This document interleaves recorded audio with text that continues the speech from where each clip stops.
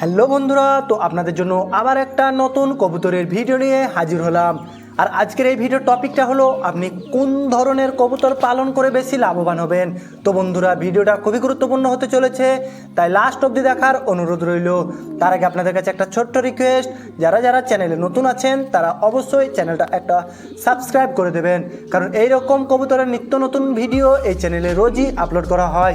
আর সেই ভিডিও যেন আপনার কাছে খুব সহজে পৌঁছে যায়, সেজন্য একটা সাবস্ক্রাইব করে রাখবেন।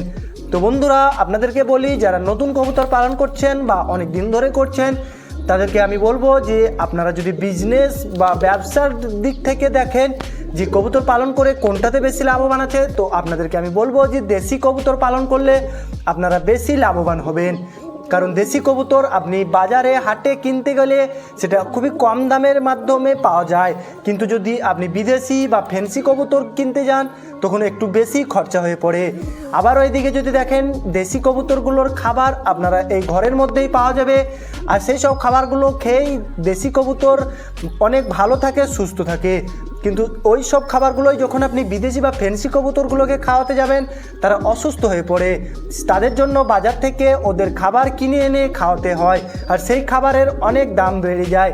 সেজন্য বন্ধুরা, আপনাদেরকে বলবো ফ্যান্সি কবুতরের থেকে আপনারা দেশি কবুতর পালন করলে একটু বেশি লাভবান করবেন।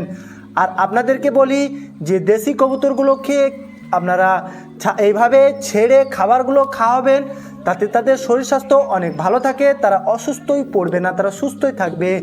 আর বন্ধুরা, আপনারা যদি ফ্যান্সি কবুতরও পালন করতে চান সেটাও করতে পারেন, কিন্তু দেশি কবুতরেই একটু বেশি লাভবান হবেন। ভিডিওটা কেমন লাগলো অবশ্যই একটা কমেন্ট করে জানাবেন।